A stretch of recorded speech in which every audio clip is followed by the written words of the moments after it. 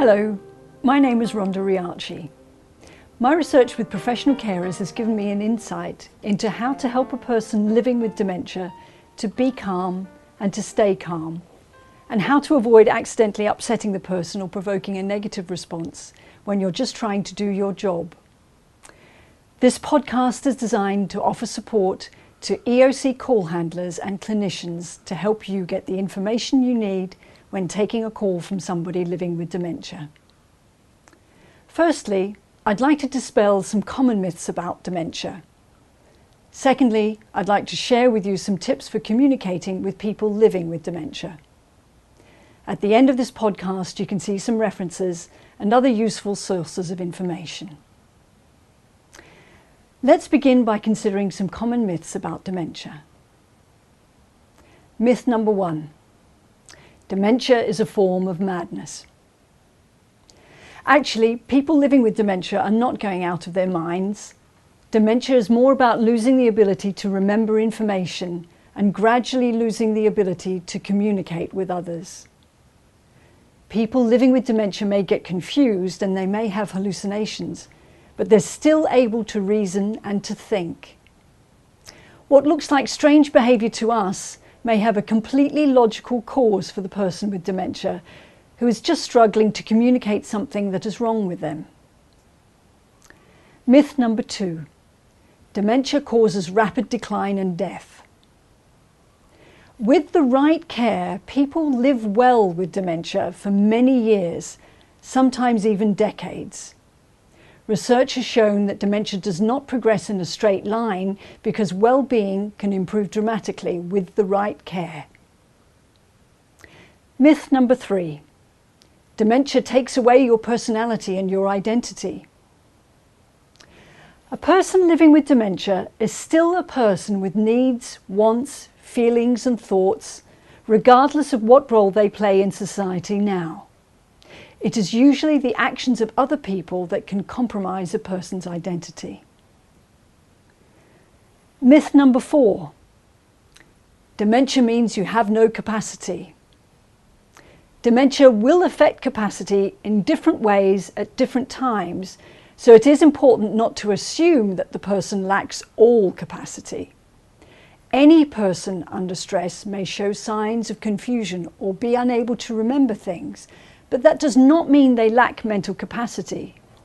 A person living with dementia may have periods of lucidity between periods of confusion, and the condition may improve or regress at different times.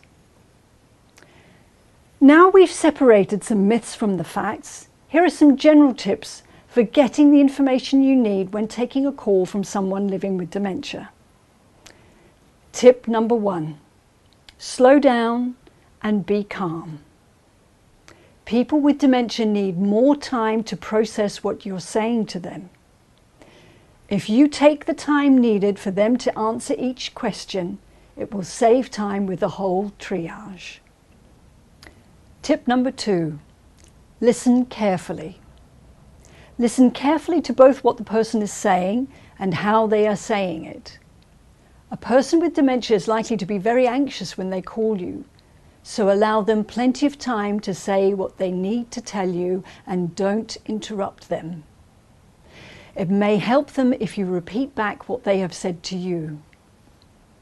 Tip number 3. Don't judge the integrity of the caller.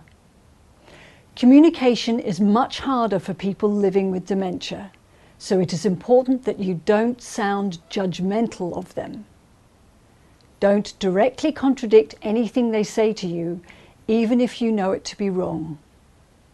If the call is not the patient, explore the patient's capacity to speak with you directly. Don't assume that a caller living with dementia cannot complete a triage.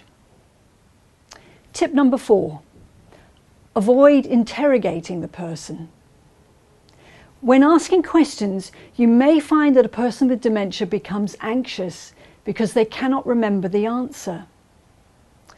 Try to soften your questioning style by paraphrasing your questions or putting them as a statement, such as, "I'd like to find out if you have any pain," instead of, Do you have any pain? This will help to remove any feeling that you are interrogating them. Remember that you can bypass the questions in the Pathways program and refer a caller straight to a clinician if they appear to be very confused. When you feel that the caller is having difficulty answering any questions, refer to a clinician. Tip number 5, reassure the caller. Whatever the course of action that follows, reassure the caller that help is coming. Say things like, "We are going to work through this together," and "We are going to help you with this." This will help the caller to feel less anxious and have trust in you, and it will help you to relate better with them. Your tone of voice can help to keep the caller calm. If you smile when you speak, the caller will hear this, as it will be reflected in the tone of your voice. Tip number 6, keep information simple. Try to break down your questions and keep your statements short, as a person living with dementia will find it difficult to respond to complex information. Choices are difficult for people with dementia, so minimize the options. If the answer is obvious, don't ask the question, particularly if they have already told you the information. Tip number 7, hand over with care. When handing the caller over to a clinician, make sure the clinician is properly introduced to the caller and explain the process to them. Reassure the caller again with statements like, "We are going to help you with this," or "We will take care of that." So that brings us to the end of tips for communicating over the telephone. Here's a quick reminder. Tip number 1, slow down and be calm. Tip number 2, listen carefully. Tip number 3, don't judge the integrity of the caller. Tip number 4, avoid interrogating the person. Tip number 5, reassure the caller. Tip number 6, keep information simple. And tip number 7, hand over with care. Finally, you have the ability to make a real difference to people when they most need your help. Sensitive communication can save time and save lives. Explore these techniques with your colleagues and see the references at the end for more information about dementia and how to help people living with dementia.